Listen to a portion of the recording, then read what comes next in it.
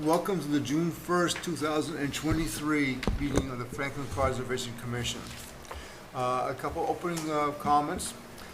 This Conservation Commission meeting is available to be attended in person and via the Zoom platform. In an effort to ensure citizen engagement and comply with open meeting law regulations, citizens will be able to dial into the meeting using the provided phone number. Cell phone or landline required, or citizens can participate by copying the link. The link is https://us02web.zoom.us.j/892-188-14231. The phone number is 929-205-6099. And the meeting number is 892-1881-4231. If you're having trouble accessing through the link, please call on your phone and use the *6 to toggle between the mute and unmute and *9 to raise your hand. If you wish to attend in person, the meeting is held in the council chambers, second floor of the municipal meeting. And with that, I'll open the meeting. Rika, do you have any opening comments? No. No? Okay, Thank so you. this being a public hearing, I'll open up with the first public hearing for the NOI for Spruce Pond Aquatic Management Program. Is anybody here representing or online?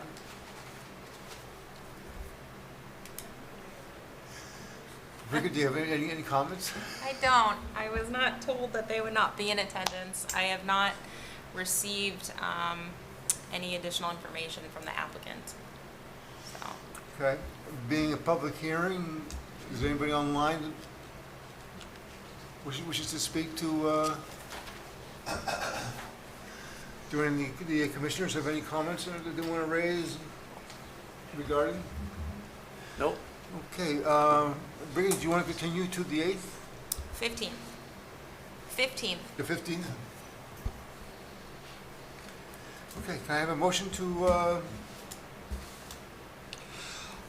Michael Ryan, I'll give you a motion to continue the NOI for Spruce Pond Aquatic Management Program to June 15th, 7:01. thank you, Michael, do I have a second? Second that. Thank you, sir. Rich, how do you vote? Vote to continue. Megan? Meg, I vote to continue. Jeff? Jeff, vote to continue. Michael votes to continue. And I vote to continue, and Vote to continue. thank you, Mark. And by the way, I should do a roll call here. Richard? Richard's here. Megan? Meg Hagan. Jeff? Just here. Michael Ryan. Mark LePage. Jeff Milne, and not with us tonight? Mhm. Okay.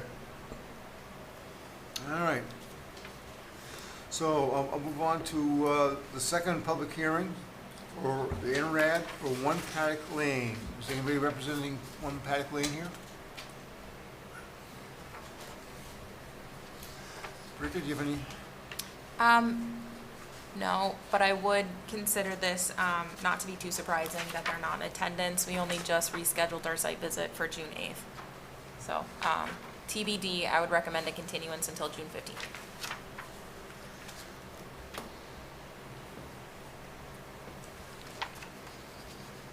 $702. Yep. Okay. Can I have a motion to continue the NRAD for One Paddock Lane to the 15th? I will give you a motion to continue the ANRAD for One Paddock Lane to June 15th at 7:02 p.m. Thanks, Megan. Second. Jeff seconds it. Very good, thank you. Rich, are you, Vote to continue. Megan, Vote to continue. Jeff, Vote to continue. Michael? Vote to continue. Vote to continue. Mark? And Jeff Milne also votes to continue. So we're continuing One Paddock Lane to the 15th at 7:02. The third public hearing we have is for Maplegate Solar North, NOI. Anybody representing Maplegate? The applicant requested a continuance. Any commissioner have anything they want to say or add? Okay, can I have a motion to continue? Motion to continue the ANRAD on Maplegate Solar North till June 15th at 7:03. Thank you, sir. And a second? Second. Thank you. And Richard? Vote to continue. Megan? Vote to continue. Jeff? Michael votes to continue. Mark? Vote to continue. Jeff Mel votes to continue. So we're all set with Maplegate Solar North 703. So the fourth item, we're moving right along here, is an NOI for 2 Elm Street. Everybody representing 2 Elm Street tonight. The applicant also requested a continuance. Anybody have anything they want to add or say? Just any update from, Karen was on vacation, so she Okay. only just got back. So she did go out on site yesterday, and they need to remove more stones to adequately find the boundary. thank you. Yeah, Nothing else from me then. womp womp. We're going to have a busy meeting on the 15th. One of these I days know. it's gonna Don't say maybe. that. I think we're up to 10 for June 15th, so. Wow. Okay. Job Okay. security, you guys. Can I have a motion to continue? Yeah, motion to continue the NOI on 2 Elm Street to June 15th at 7:04. Thank you very much, sir. A second? Second. Thanks, Megan. Again, Vote to continue. very, thank you, sir. Vote to continue. Thank you, ma'am. Vote to continue. Vote to continue. And I vote to continue. So we're moving on to the next one, the NOI for 100 Financial Park. Good evening. Good evening. And if you would sign in right there Oh, thank you, beside you. Mr. Chairman.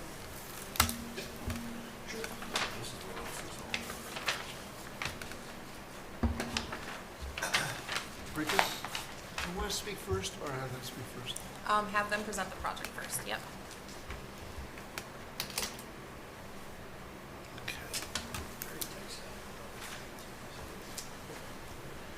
Can I borrow your pen for a second? Sorry. Oh, yeah. Sorry.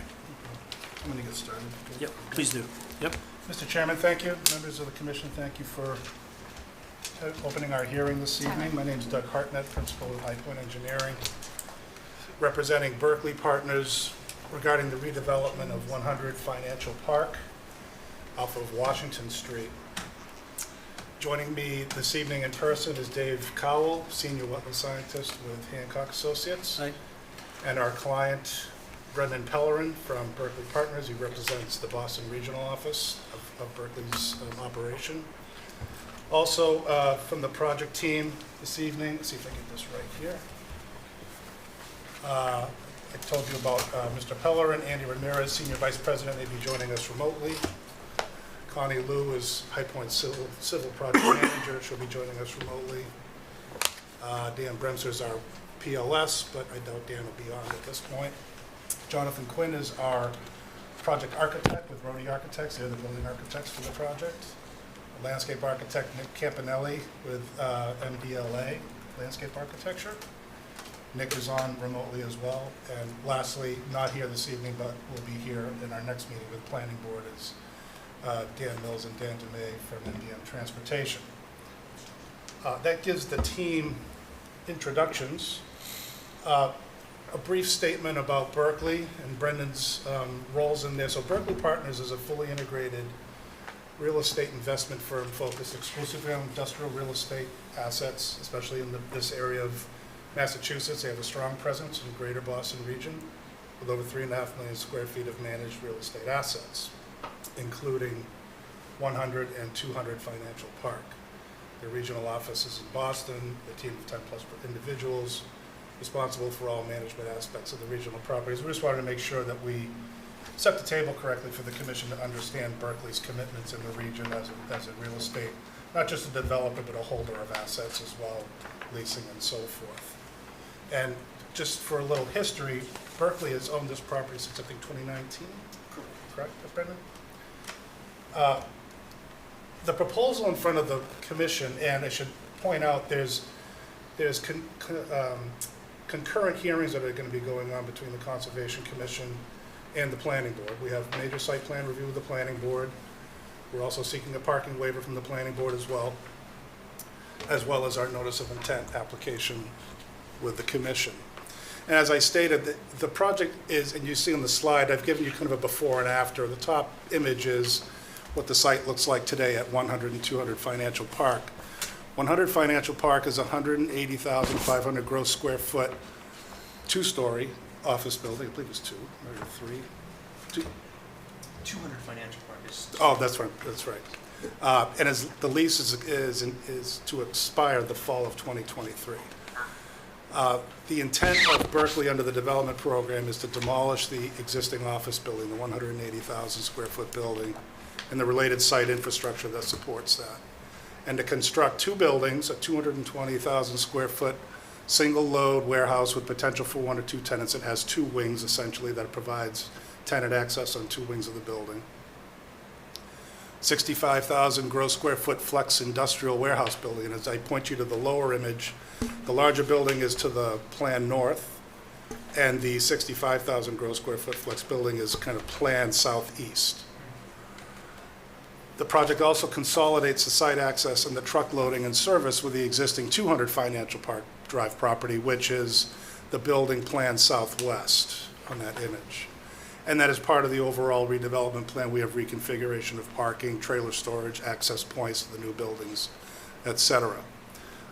For the purposes of the Wetlands Protection Act and the Commission's purview, it's important to point out that the project activities are limited to resource area buffer zones only. No activities are proposed within resource areas, and no thresholds exceeding or requiring adherence to those performance standards for resource area activities are proposed or required under the Wetlands Protection Act.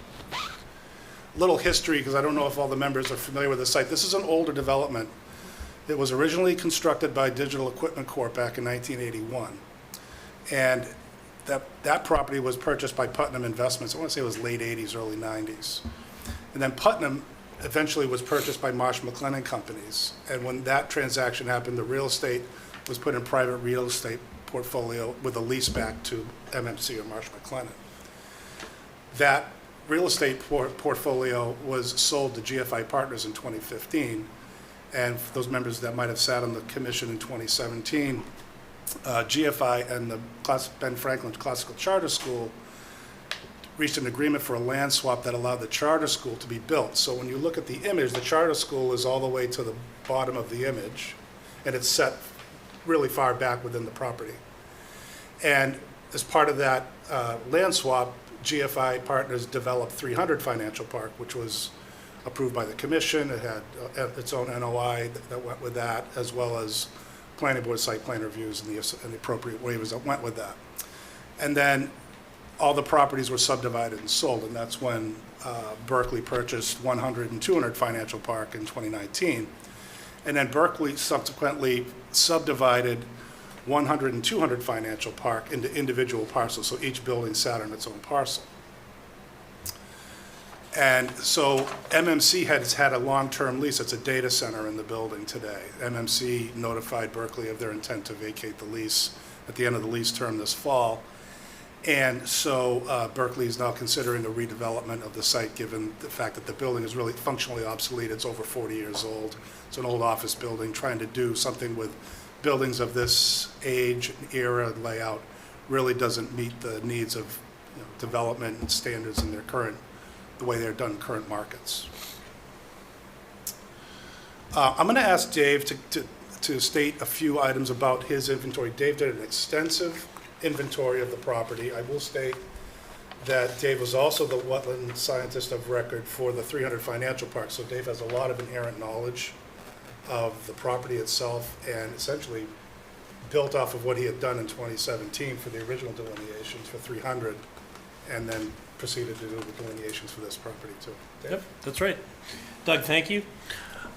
So for the record, my name is David Cowell. I'm a senior wetland scientist with Hancock Associates. As Doug summarized, I've spent a lot of hours on this property flagging wetlands and determining the jurisdictional wetland resource areas out here. I worked prior for the Ben Franklin School. Some of that was actually delineated onto this subject property. That was subject to a peer review by Lenore White, was a consulting wetland scientist at that time. I did delineate all of these wetlands comprehensively site-wide in 2017. Under current contract, we were asked to revisit, and I went out with a team of wetland scientists earlier this spring and redelineated. We went back and looked at our 2017 wetland delineation, refreshed all flags that were still remaining, verifying that they were still accurate. If anything changed in 6 years, we would move a flag here or there. So all the flags in wetland resource areas, we believe, are accurate now in the plan. The wetland resource areas out there by context. I just want to, the site is to the north. There's, I believe it's Mine Brook, and there's a tributary Dix Brook that comes in between the Ben Franklin School and this subject property, both of which are perennial streams. So on stretches of that, I delineated mean annual high water as it would project riverfront area onto the subject property.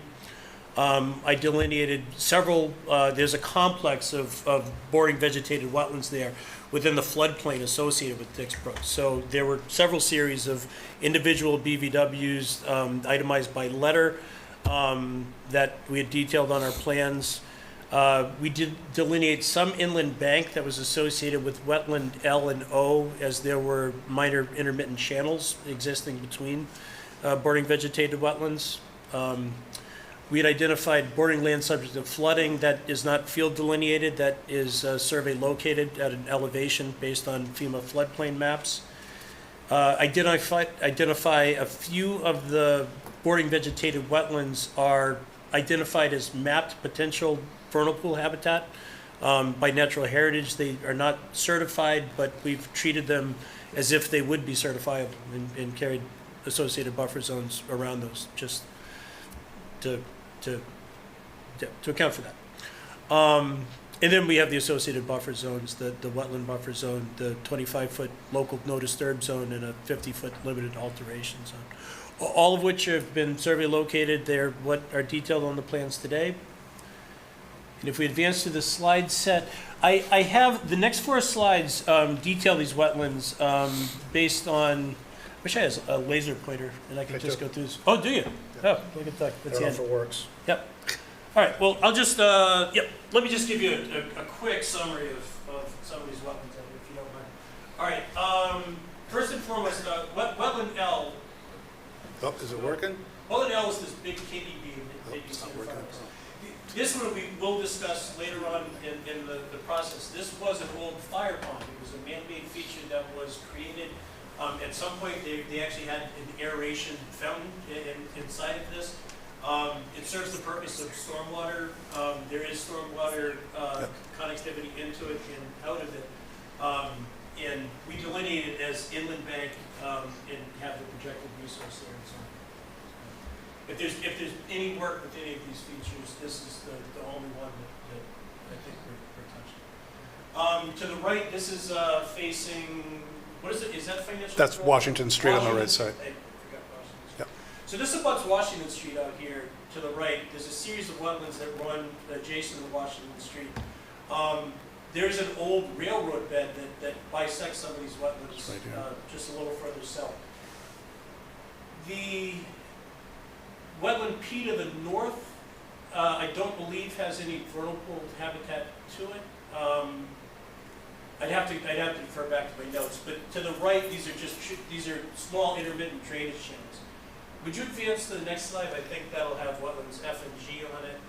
Okay, so wetland F and G are bisected by that railroad bed that I was talking about in between the two of them. Thank you, Doug. Wetland F and G are both, they have vertical potential in them. They retain standing water. But the wetland lines are very pronounced. It transitions immediately abruptly to upland outside of this, transitions into lycopodium and forested real upland soils. They're not nebulous. Same with wetland H in that series. I don't think we have any work proposed. Those, they're simply on the plans to detail where the buffers are. This brings us to the, as we would be oriented, the northeast side, wetland N. That is a very big wetland complex. We delineated that. There are pockets within there that may serve as vernal pool habitat. Again, we've carried the buffer zones to it. To the far, I do want to advance the riverfront area. On this plan, we do see where, if you go to the left where it says medial high water, this is where we did field delineate the medial high water associated with Dick's Brook or Mine Brook? Mine Brook. That's Mine Brook there, as it projects riverfront area. The lavender line is the 100-year floodplain. So again, that's the fixed elevation that anything at or below that elevation is considered bordering land subject to flooding. You're not doing any work within bordering land subject to flooding, so we haven't invoked those provisions. Wetland M detailed herein is a map potential vernal pool. Again, we've delineated and treated as such. Is there another slide, Doug? Yep. If you- One more, Dave. Advance one more, and this is south, okay, so this is advancing towards where the ball field is. So, is that where the helipad is, and that Heli- bump out there? Helipad Or is that just is, further I think, further north. Okay. Oh, I'm trying to, yep, I remember where I am now. Yep. Yeah, so this, this is all BVW on the outside. It's a big wetland complex down to Wetland K. Wetland K actually transects the property boundary. This is the area where I had delineated, and this was subject to peer review by Cornell White a while back. Not much has changed since 2017. There were a few flags that advanced, but nothing significant. But with that, I'm available tonight if you have any questions on jurisdictional wetland resource areas and how we got them. Thank you, Dave. Hey, Doug. So the following slides have to do with maybe a little more drill down into the development plan, some discussions about the buffer zone impacts, the landscape design opportunities that we're implementing out here to improve the campus, and the stormwater strategies as well. So as I stated before, this is a color plan that defines the limits of the development plan. If you were to look at it today, as I said, the property is 100 Financial Park is the basis for changing the buildings, but the reality is we're modifying aspects of both 100 and 200. We're not changing the building of 200 Financial Park, but we're integrating the loading between 100 and 200 for all the buildings, so we consolidate it all, and it makes it more functional. So as I had stated, 220,000 gross square foot warehouse building, that's the building up in, if I get my cursor here, that's this building here. The 65,000 square foot flex building is here. This is the 200 Financial Park Drive building. This is 66,000 square feet as it exists.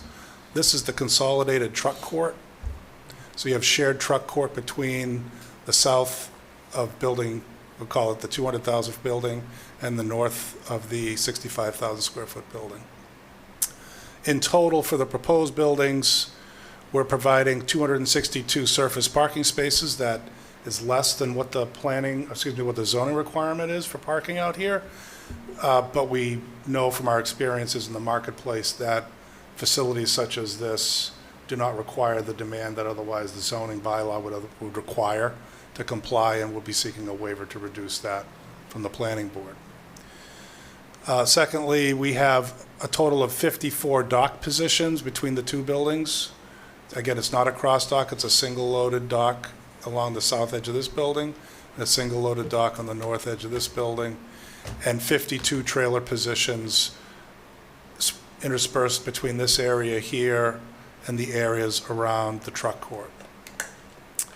And then lastly, a piece that is important to note, when we developed 300 Financial Park, a parking easement was provided to 300 Financial. That's the building that you see off the development plan here.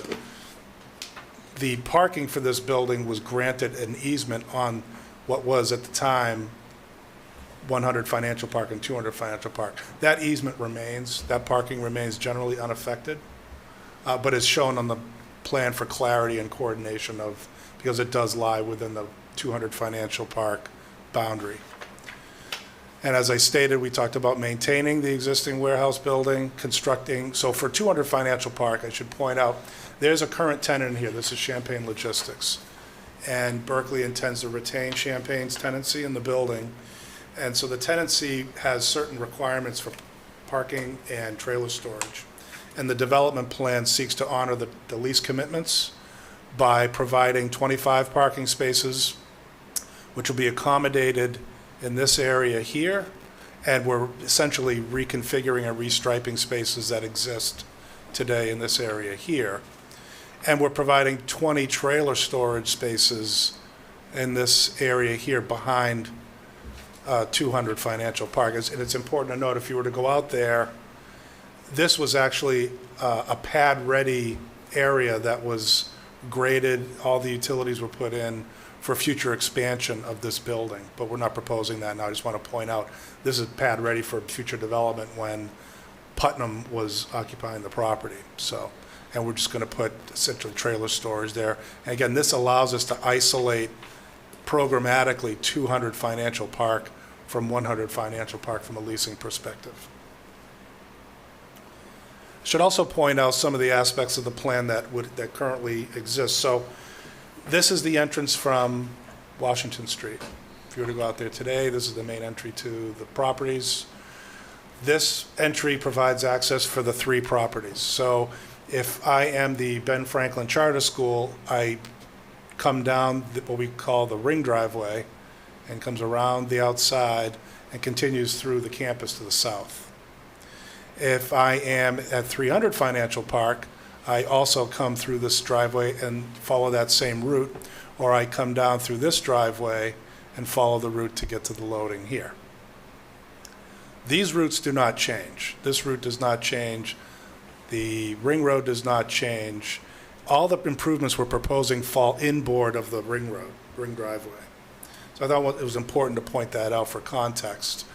No activities are proposed outside of the ring road, and therein lies our sensitivity to the wetlands and the buffer zones so that we're not further impacting any areas outside of that ring road that's been developed now for 40 some odd years. This is a couple of exhibits that help define better where the buffer zones fall. As Dave said, there's a lot out here from a wetlands perspective. I apologize for the light this is, but I think it gives the commission an understanding of what exists there today. This is the office building. This is the 200 Financial Park building. And what you see in essentially in the outline is where the buffers are today, where they fall today with respect to the current developed plan. You have aspects of the ring road, you have aspects of the parking areas, you have the lawn areas for the fire pond, as David described earlier. You have the entry road. You have some pieces of roads that weave in and out of the buffers as you come from north to south. And as you look at the development plan, we more or less honor the same buffer areas in terms of not creating any more buffer impacts of what already exists today. The ring road will stay in its current position, remain unchanged. And as you go through the site, what we're doing is for the building here, we add parking along the east face of the buildings. This is a primary access point. This is a primary access point. And the parking really serves both buildings. It'll be shared. And as you come around the ring road and you come to this west side of the site, we have a separate tenant entrance here.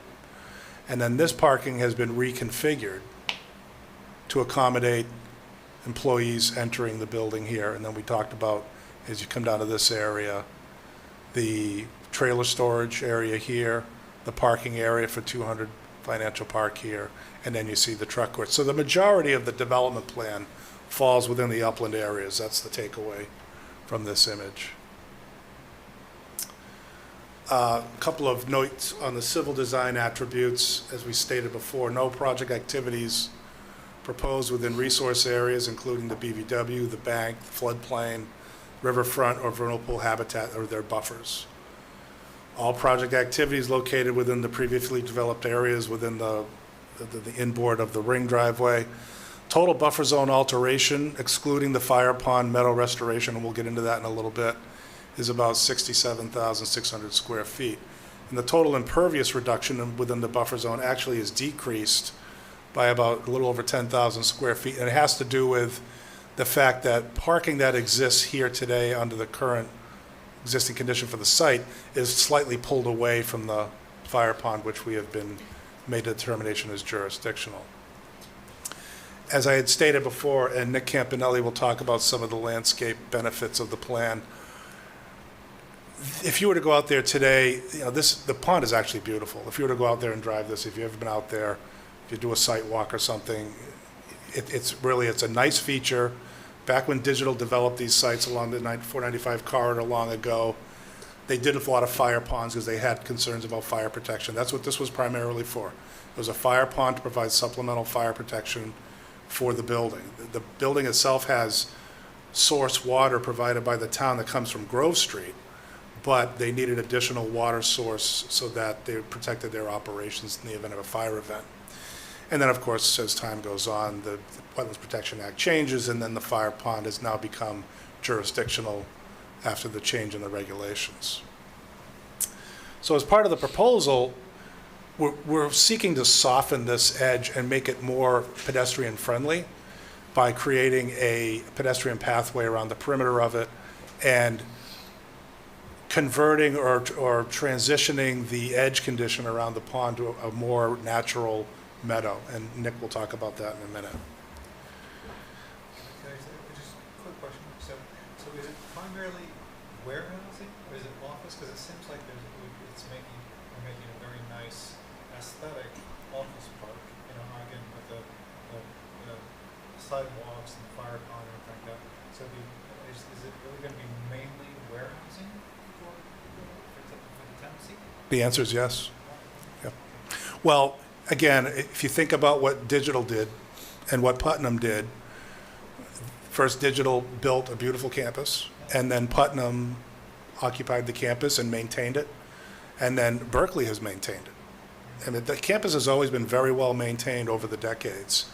So we figured, why not take advantage of what's there today and integrate a more industrial-based development plan, which is allowed by right in the district. Right, And why not integrate it into the site plan and make something really unique here?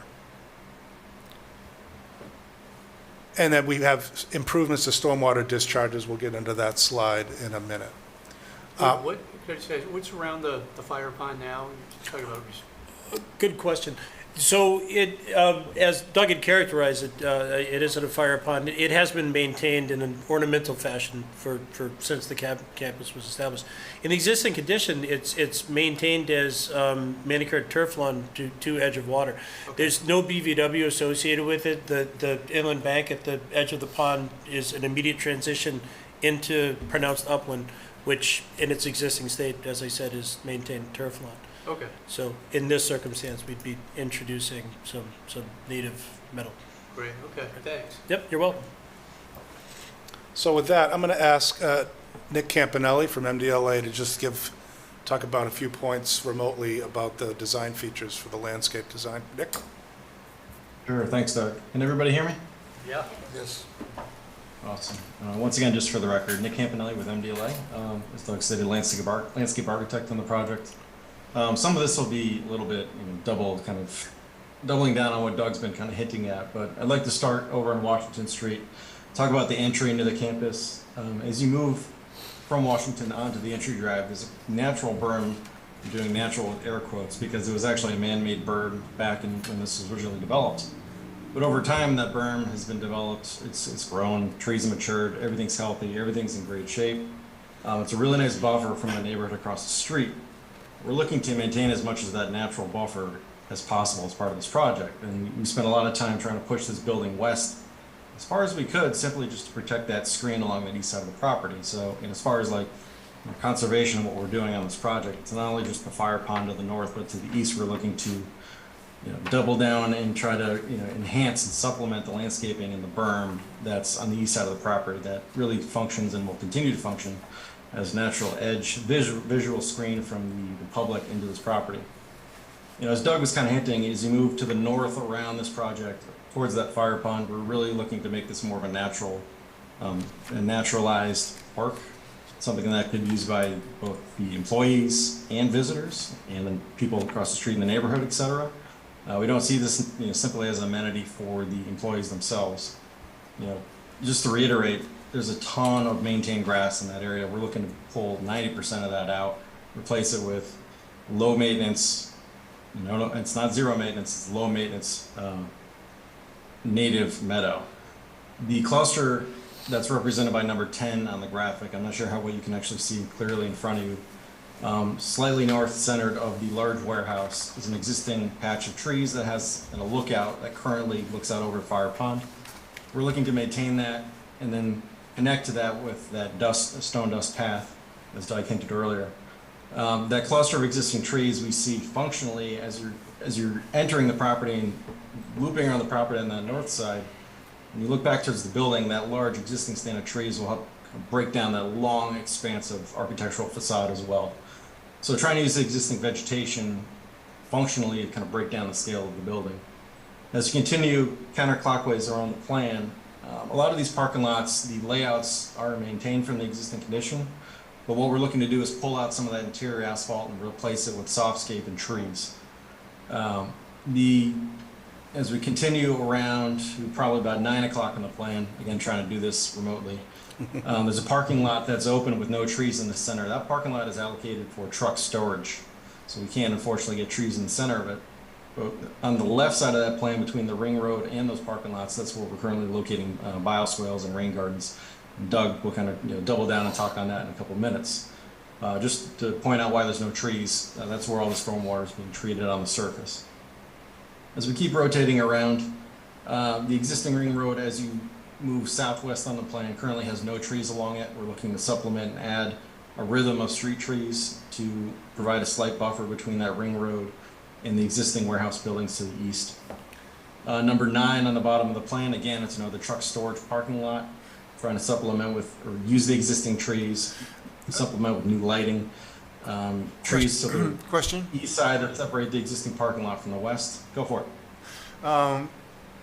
Just to the left of the area that you just talked about, there's an overgrown baseball field. Are you planning to do anything with that?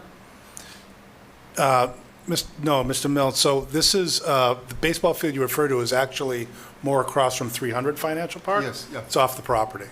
So we're not intending to do anything with that land. And is the helipad also off the property?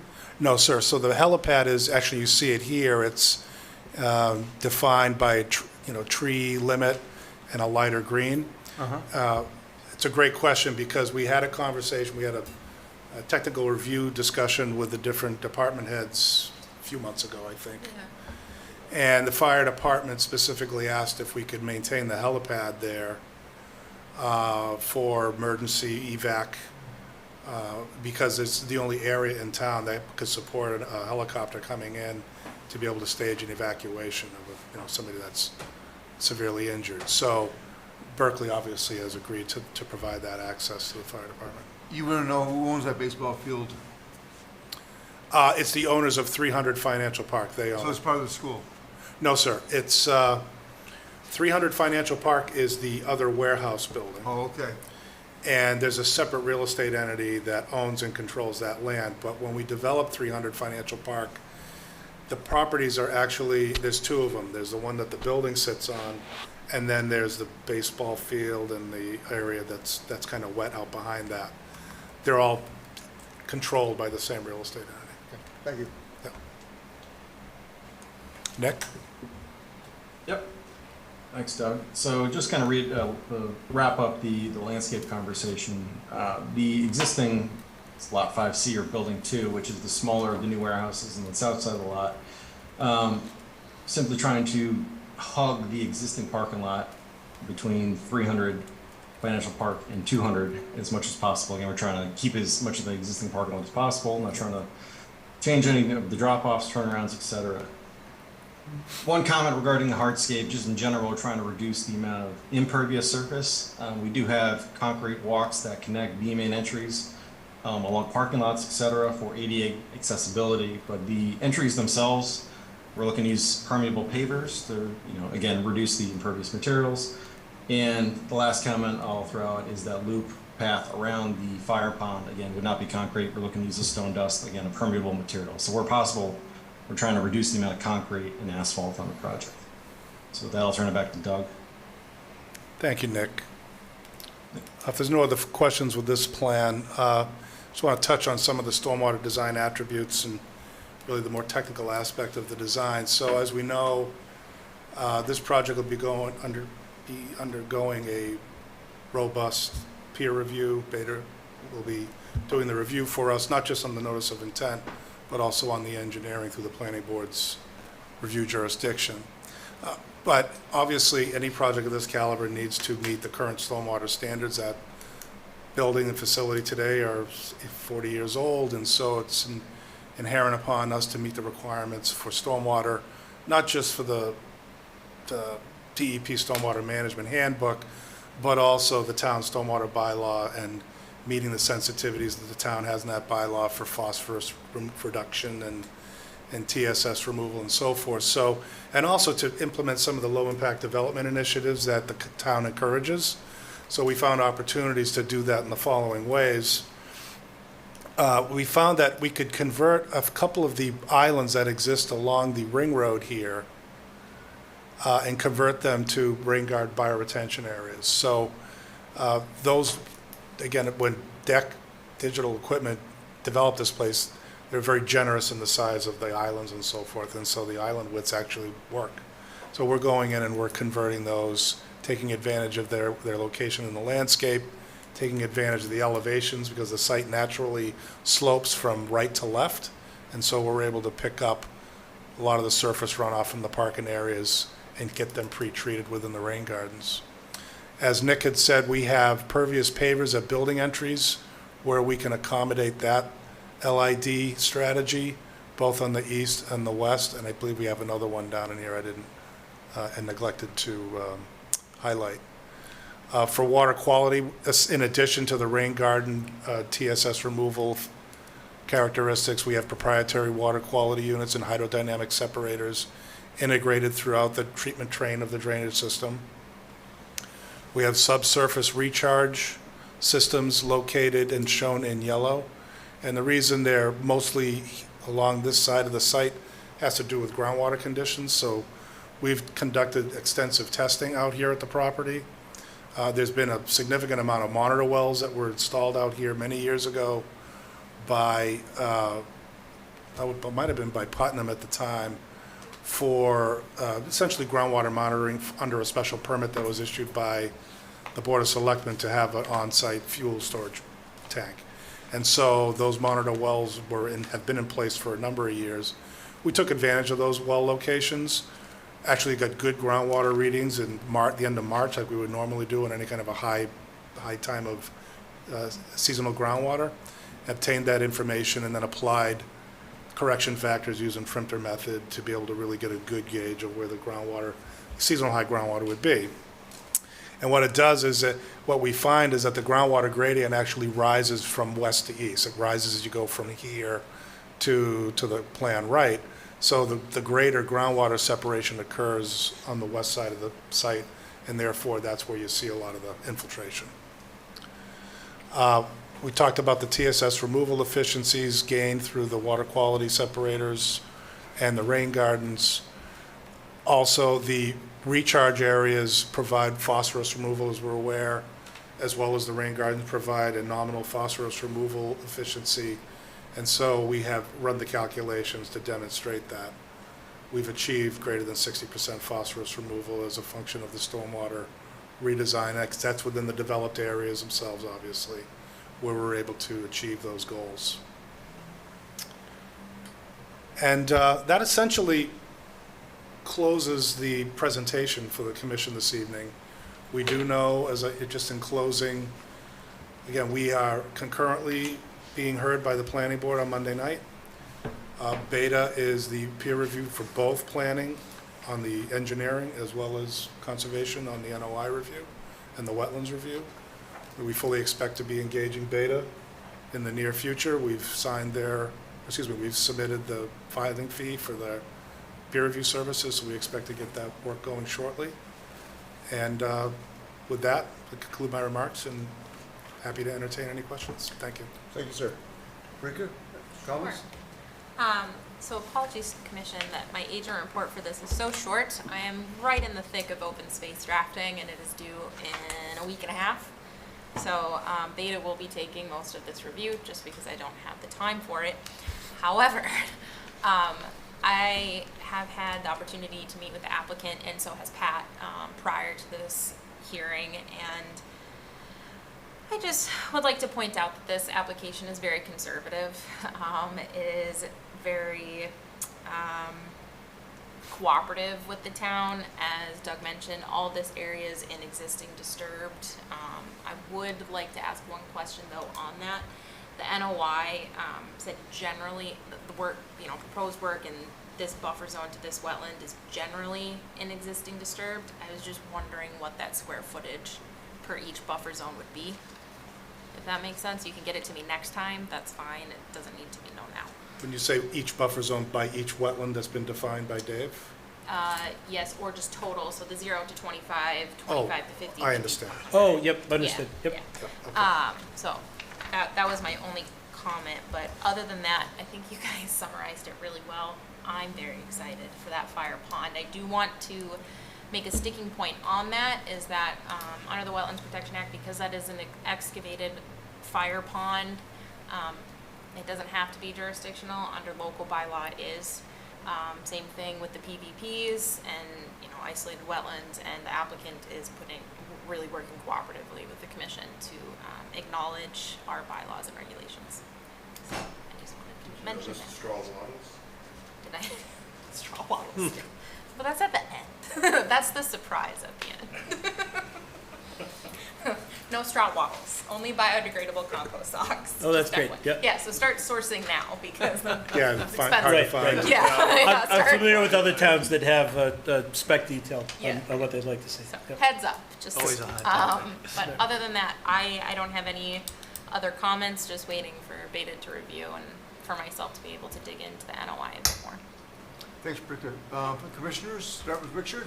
Any thoughts? Question? Megan? Oh, that was very thorough, so thank you for your time you put into that. Likewise. Okay. Michael? Yeah, same.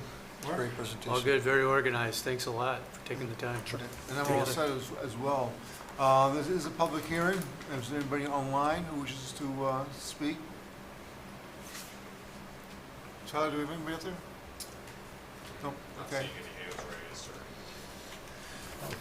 So next steps to continue to June 15th. June 15th as well? Can we have a motion to, does that take fine with you? Only if we can be first on the 10 meeting night. Yeah. They already voted at 7:01, 7:02, 7:03, so. I tried. Did We'll you bring fill out coffee. the open space plan survey? I mean, did we do that? If that's what it takes, that's fine. Well, with the amount of continuance we get, you may be number one.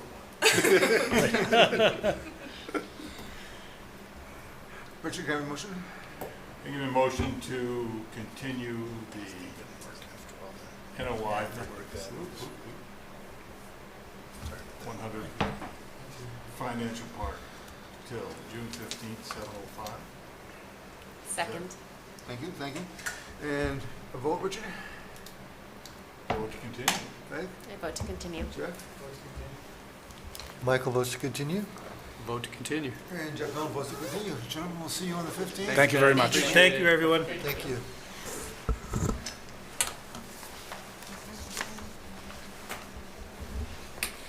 So the final public hearing we have tonight is for an RDA for 585 King Street. Do we have anybody to speak to 585 King Street? Hi there, I'm here on behalf of the applicant, Claire Hogebone with LEC Environmental Consultants. And sorry, your name, and Claire Hogebone, thank you, Claire. and joining me is the applicant, Josh Berman, I'm sorry. Hello. Hi, Josh. Okay, so what is the status now on 585 King Street? Would you prefer if I share any plans remotely, or do you have something up on the screen in front of you? It might be easier for the commission to see if you share it, Claire. Okay. Let's see. Can everybody see the plans? Yep. Oh, yes, I can even see them. Okay. So This is a request for determination of applicability for roadway and transportation improvements located on King Street and Constitution Boulevard. So on the plan before you, my cursor is just going over King Street currently. That runs in sort of a west-east direction. And Constitution Boulevard intersects with that roadway here where my cursor is. The proposed work is associated with a proposed commercial development that's located on King Street, just north of the project here. And that was approved through an order of conditions that is dated August 16th of 2022. The purpose of this project is to improve road conditions at the proposed intersection here. So that'll include future access driveway construction with a new traffic signal, some sidewalks where my cursor is here, drainage improvements, utility connections, and new traffic lanes. The intersection will also be milled and overlaid after the subsurface work is completed, and no significant grading will occur. Furthermore, no expansion of impervious areas will occur as a result of the project. The erosion controls that were included with the approval of the project to the north, as you see here on the plan set where my cursor is, will remain in place and be maintained for the duration of the work of this project here as well. We do have resource areas located where my cursor is here to the sort of northeast of the project and to the west. We also have a proposed wetland replication area that's associated with the project to the north. So the proposed work is located partially within the 100-foot buffer zone, indicated with the blue dashed line work, and a small portion within the 25-foot buffer zone. The RDA package did include a waiver request, or a variance request, I apologize, for work within the 25-foot buffer zone, as this is the most feasible location for this work to occur with the configuration of the new driveway location. I believe that sort of summarizes the project in itself. The request is for a -3 determination for the RDA application, and I'm happy to answer any questions, and Josh is available as well. Thank you. Rika, comments? Sure. Yeah, just to piggyback off of Claire, so this is associated with the previous NOI that the commission approved. This is the identified access, so this was always coming down the pipeline for this project. Even though there is work within the 25-foot no touch, it's existing disturbed, it's King Street. So as Claire mentioned, all that work will be an existing disturbed paved area, and it is for roadway improvements. I have, and Josh, I know you have these, Claire, I know you have access to these too. There are conditions that correspond to actually this work going on right now, or proposed for this RDA, in the previous NOI for the actual warehouse. So for brevity, I'm just going to list their numbers, and Josh and Claire, if you want to write them down or make mental note, or I can email them to you too, that's fine. They are in, as I said, the OOCs for the other NOI. Condition 53, Condition 54, 55, 56, 58, 61, 62, 64. So with that, I would actually recommend an approval with a negative determination, noting that the above conditions apply. Okay, so I'm open to the commissioners. What's your thoughts on it? Meg? So just to confirm my understanding, any work being done is all in existing disturbed? I would have her confirm that. Claire, yeah. Okay. And site access. I mean, they need to build. Yeah. Yeah. Okay. Jeff? Michael? No questions, thank you. No questions. And I have no questions. Is this a public hearing? Is there anybody either online who wishes to speak to this? Tyler, I'm seeing no one. Okay. So I believe that we're ready to bring this to a vote. First of all, to close the hearing. Okay, can I have a motion to close the hearing on the RDA for 585 King Street? So moved. Second? Second? Richard, vote? Vote to approve. This is a vote to close. Megan? Vote to close. Vote to close. Vote to close? Vote to close. And I vote to close. So may I have a motion to, looking for a negative determination for this RDA? Can I have a motion? Michael Ryan, I'll give you a motion to approve with a negative determination, the RDA for 585 King Street. Thank you, sir. Second. With We want to add the commission, or the, the conditions? With conditions, as stated. There you go. Beautiful. I second. Very good. Richard? Vote to approve. Megan? Vote to approve with negative determination. vote to approve with negative determination. Vote to approve with negative determination. Vote to approve with a negative determination. Jeff Milne votes to approve with negative determination. Claire and Josh, thank you very much. Thank you all very Thanks, much for your Claire. time. Have an excellent evening. Thanks, Claire. Thank you. Thank you. Okay, so that concludes the public hearings for this evening. Minor buffer zone activities, I do not see any.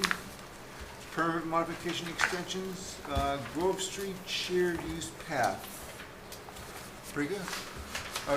Do we have anybody online to talk to it?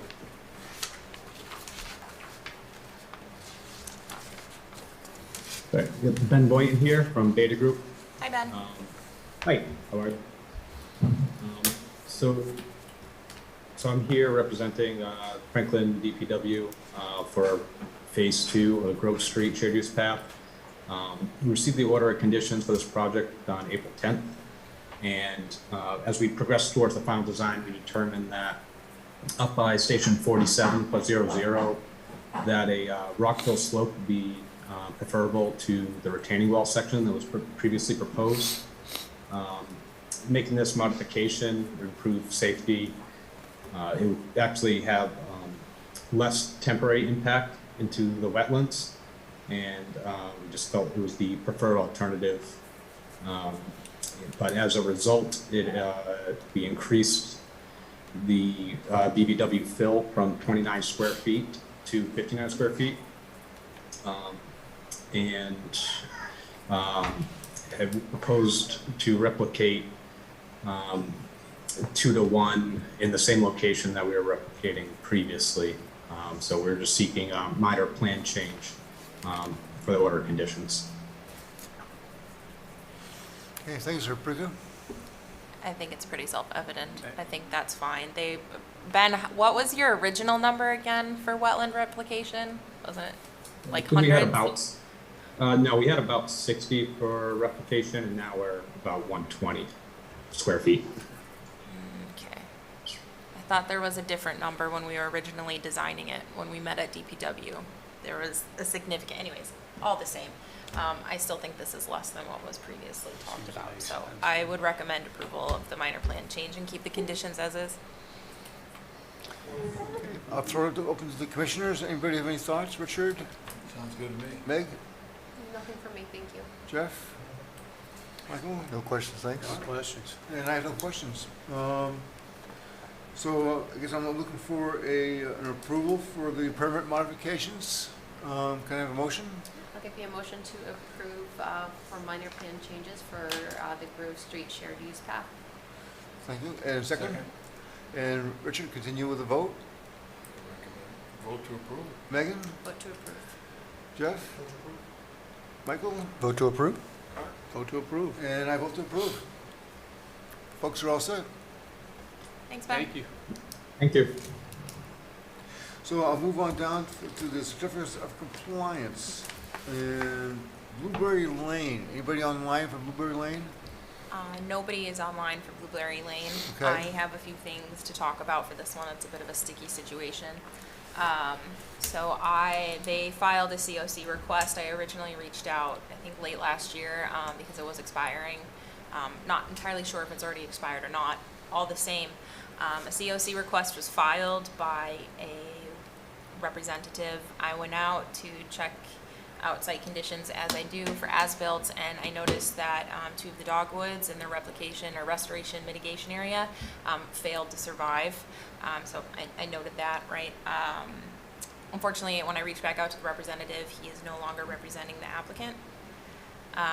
So the applicant and I have been talking, and in conjunction with Pat and I have been talking about this on the best way forward, and there are two options that Pat and I have discussed for this. It is relatively small, right? It's 2 dogwoods. We have, for example, Boterra, Jeff, you may remember this, you know, their restoration plantings failed. We had them replant and wait 1 growing season instead of 2 to come back and, you know, clean their COC. So we do work cooperatively with residents. But the 2 options, and I posed this to the property owner, was that the commission approves the COC request with a condition, as we did for Margaret's Cove, that the remaining dogwoods are planted and observed over the next growing season. I would still need to verify next season that they have taken. However, this condition would be recorded in the registry of deeds.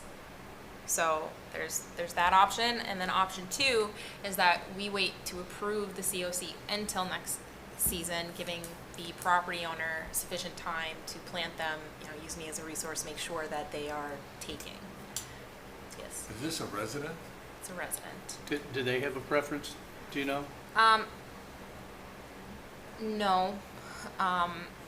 They said, whatever you want us to do, let us know and we'll take care of it. Okay. Well, so are they, so here's the question. Are they waiting on the COC, or do they believe that the COC will impact them in some way in the next year, like they're trying to sell the property or something? I don't think they are trying to sell the property. I didn't see a for sale sign. It didn't come from a lawyer, as those ones Yes, typically yes. do. So I'm not sure, and they didn't say anything, and I think they're a little exasperated, and I understand. So really, it's up to you. Personally, I would not like something on the registry of deeds Yeah. against my That's not- property. that's what I would do, So I would rather do option 2 because No, I mean, it's, You always want to, you always err on the side of trying to make it clean. right, Yeah. I mean, again, unless there's some sort of time base, that's what I'm asking. right. There's something like, okay, you know, I think they're gonna be gone in 6 months or something. Right. Put it up for sale in 6 months or something like that. Now, there's something on right, okay, but that's not the case, so if I was them, I'd want to be. I agree, especially because they are a resident and not a corporation that can Right. handle those type of conditions on Right. their deed. So, This isn't gonna get lost in the weed. I mean, we're gonna have to wait a whole year before they can come back with it. no. Well, you have to grow. It- One growing season. It's, Well, typically yeah, it's 2, just for what it's worth, but, 2 True. dogwoods. That's yeah. true. And we're extending this out. Would it get lost in the weeds and it would not get lost in the maybe weeds they'll never because it come would not be back. approved. Huh? It would Yeah, not it's get gotta lost be in the approved. weeds because it wouldn't be Yeah, but- approved. So would they have to reapply? Um, Come in and ask for a Re-request. They would have to re-request. I would be willing to waive the filing fee since they already paid it this year. Yeah, that makes sense. But That's fair. But we habitually, well, not habitually, but we, very often, sometimes we get in the problem that it goes for a whole year and they forget to come in with a COC and then it, I won't forget because I have spreadsheets that track all the approvals and their expiration due dates. Of course she does. I came with the job. I didn't make them. So all right, if you could, yeah. Well, I was that's worried how we about got that to this in the they first would place forget because I about it, reached and out then to we them would and said, be hey, in it's a problem. expiring. You need to Yeah. file. Well, 2 years So. from now, we're trying to sell it and they can't get the, we haven't got it. Believe me, if they don't have a COC. then Well, they won't be able to sell it because they They haven't. Well, that's They'll what I'm have to saying. come They'll back. know about that. Yeah. And that would come up in due diligence anyway. So they come in. Yep. anyways. Exactly. Okay. Just for like my educational purposes, if we did go forward, say a different example where they needed it, where we approved it with the order of condition, with them having to come back, what are repercussions if they chose not to follow through? Like, what are actions are there actions that we could take at that point? Not entirely sure. I think an EO would probably be too heavy-handed, especially Yeah. because this is a resident. I'm a bit more cognizant about that with residents. I think it's easier to track for myself and the property owner if we don't approve it. I agree. I don't know if they realize that, Basically, but well, I think also, it's you don't easier. set yourself up in that kind of situation. Right. So just avoid it altogether. Yep. Yeah, make it clean. unfortunate, but it's helpful. All the same. But that's the reason why we have the condition Right. that the growing season comes back, because there's no point in mediation if it doesn't grow. Right, and especially when it's mitigation for impacts. When it's mitigation for impacts, we should, I mean, I think we should hold that line. I agree. Great. Yeah. So, I guess you would just deny it, vote to deny it. I just not vote to deny. That's you, Jeff. Okay. Okay, so what do we, We have to vote to deny. Seems- that's it? Yeah. Okay. Can I have a motion to deny the COC? Move to vote to And deny the second? COC for 39 39 Blueberry. Second that? Very good. Richard, vote? Vote to deny, or for approve to deny. Yeah, vote to deny the COC. Vote to deny. Vote to deny. Vote to deny. And Jeff Moore also votes to deny. So we're all set on Blueberry Lane. Yes, sir. Okay. That brings up the COC for 226 Daniel Street. Do we have anybody online to speak to 226? Yes, you do. And, Good evening. This is identify Attorney yourself, Ray Watstein. Ray Watstein, I'm the attorney for David Finley and Martha Ramirez, the owners of 226 Daniel Street. Okay. And what's happening, So this is on the flip side, where a COC was never requested, and now there's a sale. So Ray is, Correct. right, yeah. So Ray, you're representing Yeah, I the think- sellers, right? Yes, I do, and there should be, Amanda Cavalier should be on the line as well. Yep, I see her. Hi, Amanda. sir, can you speak a little louder? Yeah, you're very far away, very faint. Yep, I'm here. Yeah, I'm sorry. Hi, Amanda. Hi, how are you? Good, thank you. Yeah, so we're requesting a certificate of compliance. It looks like it was, from the history of it, it looks like it was tagged to the Franklin Heights project originally. So it would be, that one has since expired. So we'd be going for, I believe it's a partial break-a-lie. Yep. For this property to remove it from the request for certificate of, or the order of conditions for this property. So it's basically Mr. I would recommend approval. Okay. Yeah. Any of the commissioners have any thoughts? For me. No, I'm good. Okay. So put us a vote for approval of the COC. Richard? Give you, we just vote, we need a motion. Motion to approve. Give me a motion COC. to approve the COC for 226 Daniel Street. Second. Vote to approve. Vote to approve. Vote to approve. Vote to approve. Vote to approve. Vote to approve. Folks are all set. Great, thank you so much. Thank you Thanks, very Ray much. and Amanda. Have a great night. All right, thank you, Brika. Yep, bye. And we're back to 305. 305? Yeah, The gift that keeps on giving. yeah. Do we have to give it another month? Is there anybody online to speak to Yeah. 305? Probably not. Oh, they're not. No. Oh, God, no, no. Rika, do you have any updates on? Should we go for 2 months? No. No. And hold them month by month per town council. Not the 9 town council attorney Mark Sorrell. Is there any hope?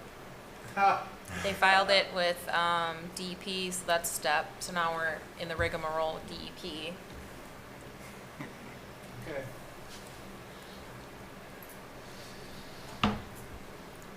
But Can I we have will a not motion to just, extend the violation for another month? I need a motion to extend the violation enforcement for 305 Union Street to June 29th. Thank you, sir. Second. And Vote to Richard? approve. Vote to approve. Vote to approve. Approve. Vote to approve. And I vote to approve. We're all set on that. just one.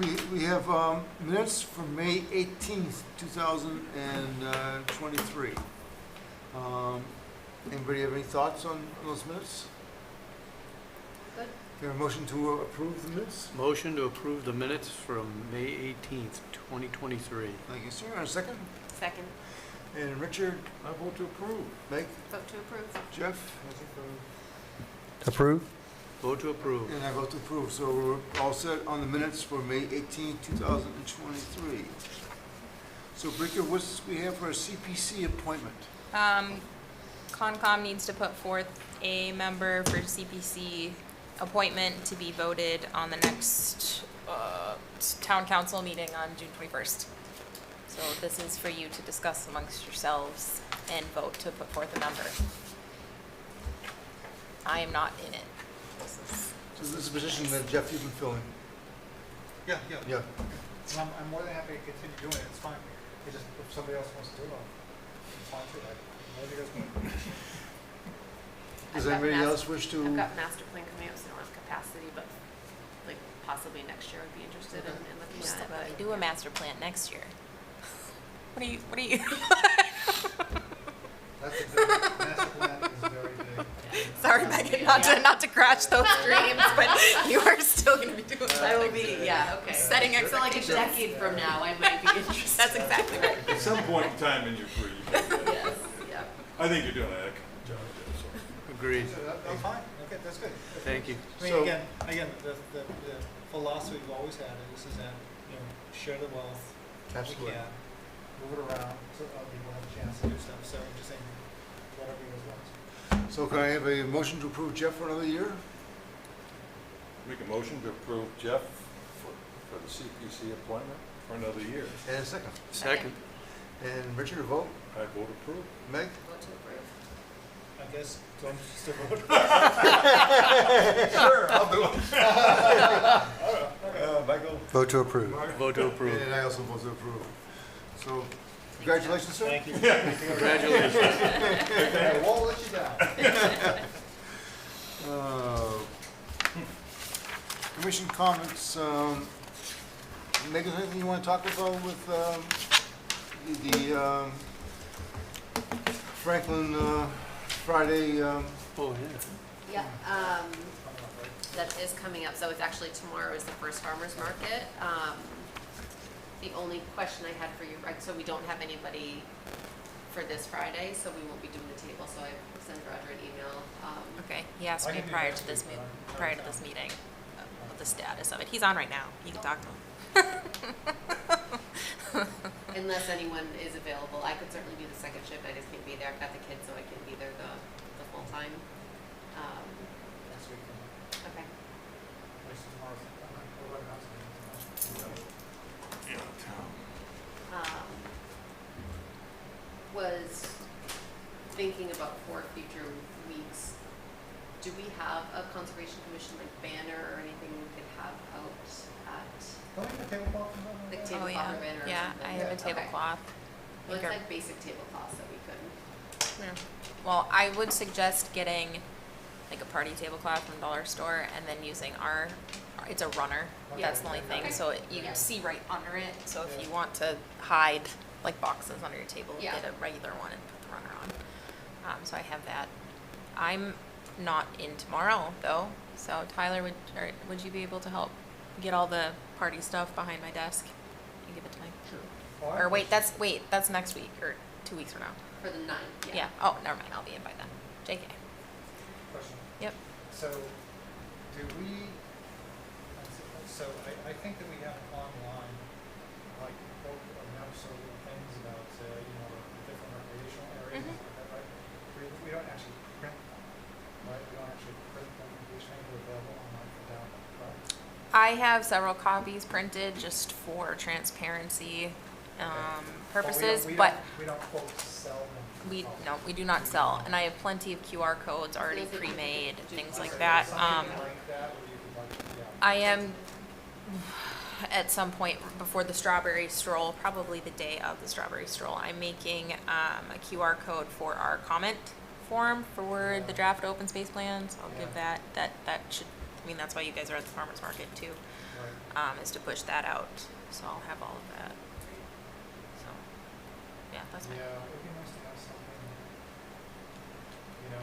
talk about open space things, but. if you want to design something, I can get Allegra to print it.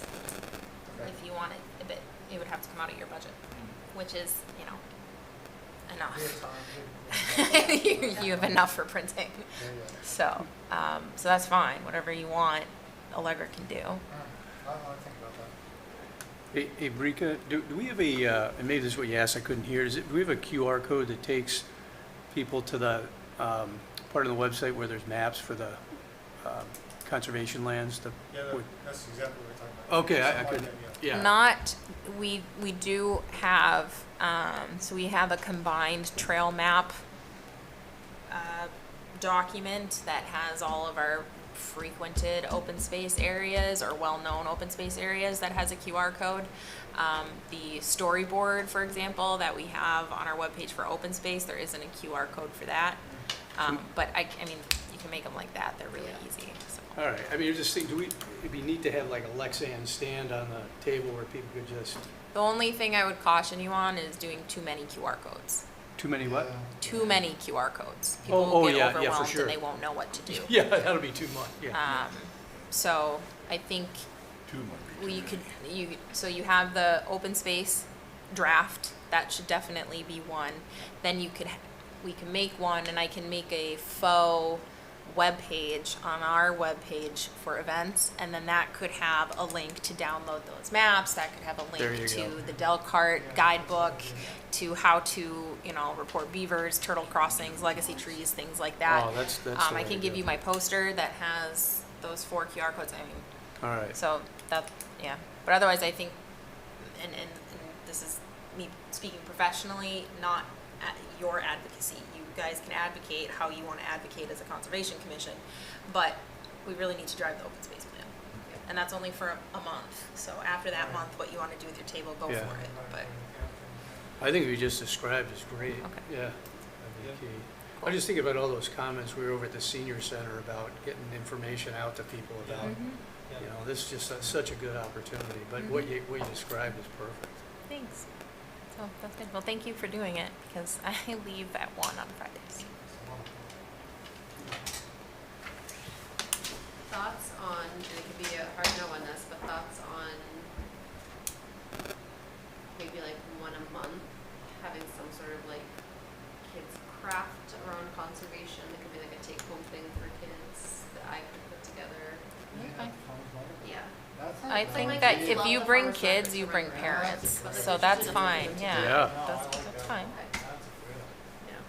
Totally. Like I said, however you want to advocate, well, as long as it's within, you know, our lane, but however Yeah. you want to advocate, I think that's Okay. fine.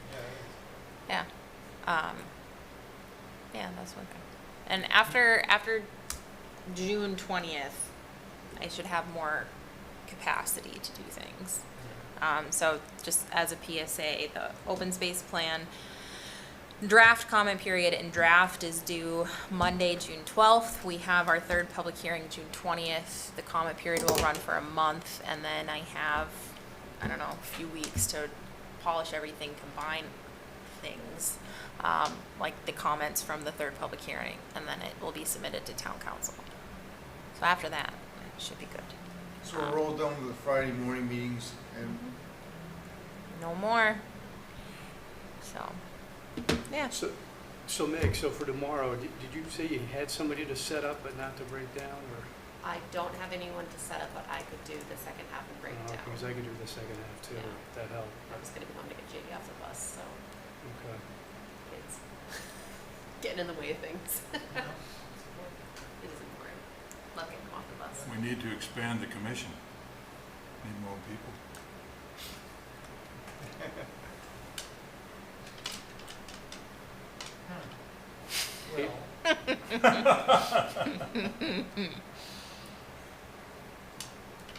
Well, that's a good question. Or we could have an No, wait, auxiliary. wait. Oh, wait, but that's a good question. Do you have any idea just roughly how big the sizes of the commissions are in other towns? No, It's not always 7, is it? no, it's not always 7. I've presented in front of Concom that are 3 people. Really? Why are they?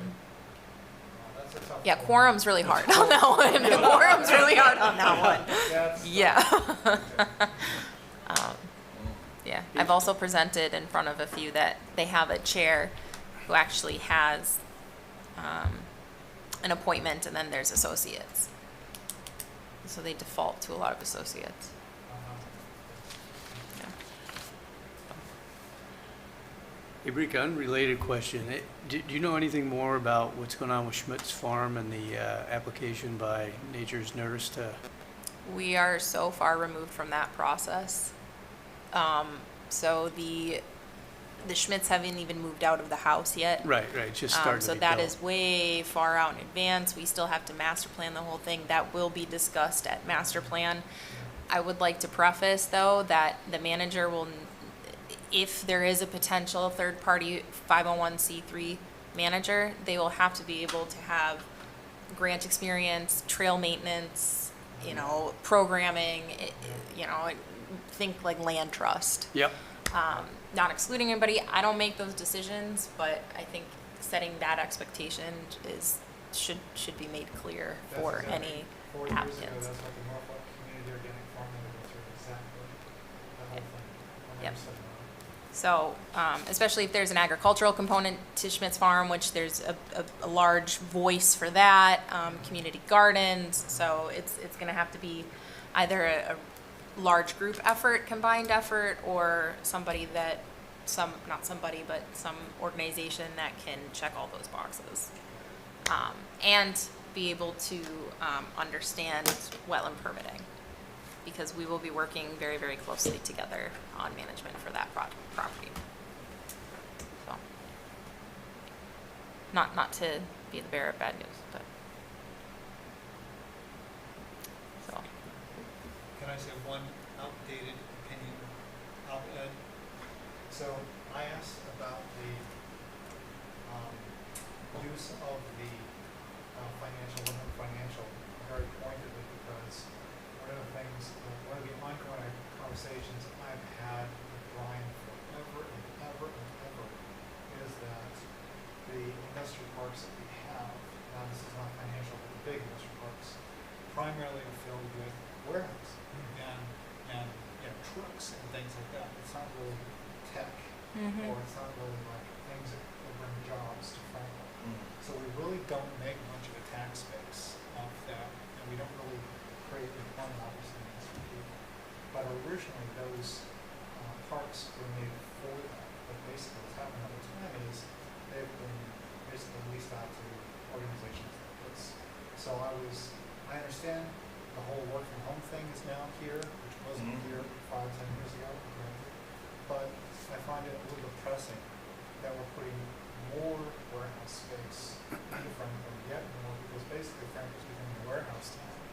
And again, as I've said to Brian many times, and Jimmy before that, with the 2 train stops, with the great value of living, quality of life here that we have, and great school systems, and amazing rec departments, and conservation, and everything else we've got, and we're on the right side of New York, and everything else, right up 495, it is insane that we can't attract more employees to Franklin, but we don't.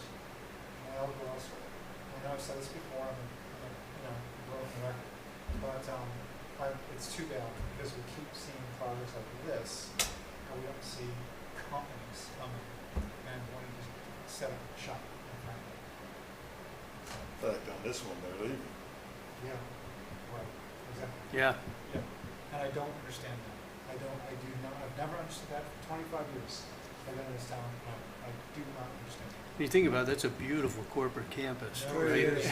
And now it's just going to be No, warehouse space. Exactly, that was the reason for the question. Yeah, Yes. yeah. Yeah. Right. I'm just saying.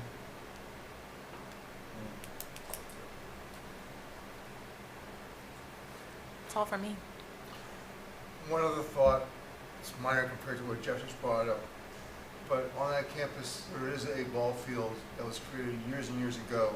That was one time a very nice ball field, it's kind of deteriorated now.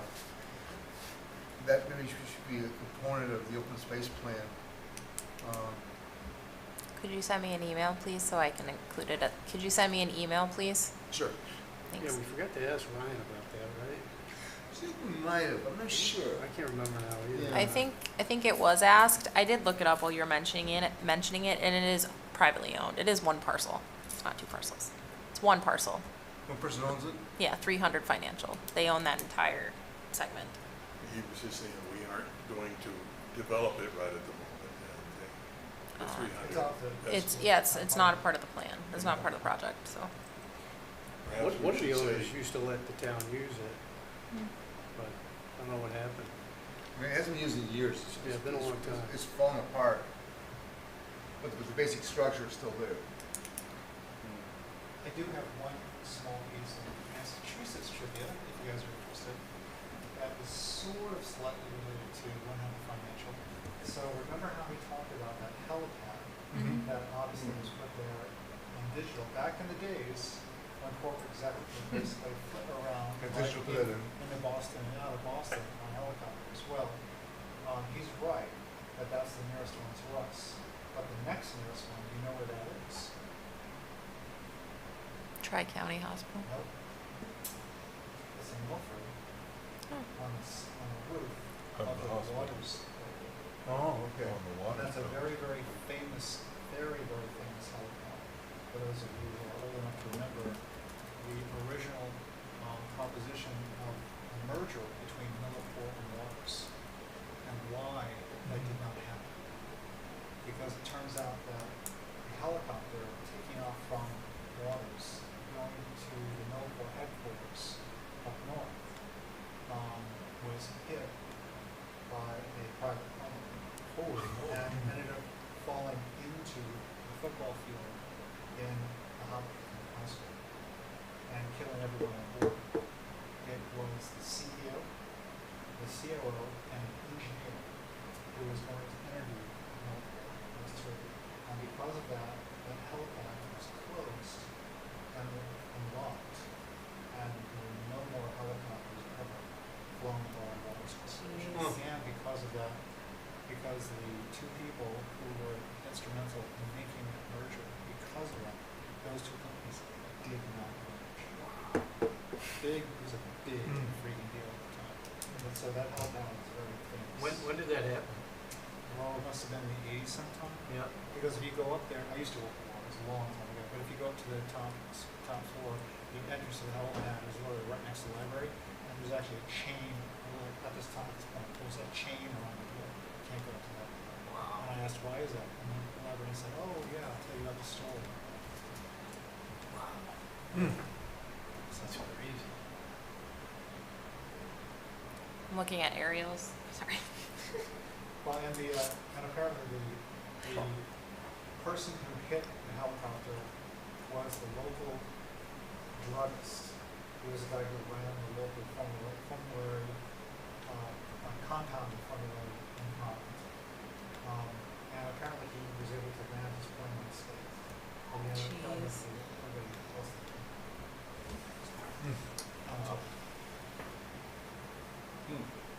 Well, if you hit a rotor, it's Katie bar the door. Yeah, he was at fault because it wasn't aviation. He flew right in the path. Scary. Any other comments, concerns, opinions? Can I have a motion to close the meeting? Motion to Second. close the meeting. Second. Vote? Yes. Unanimous. Close. Motion closed. Unanimous. Albatross.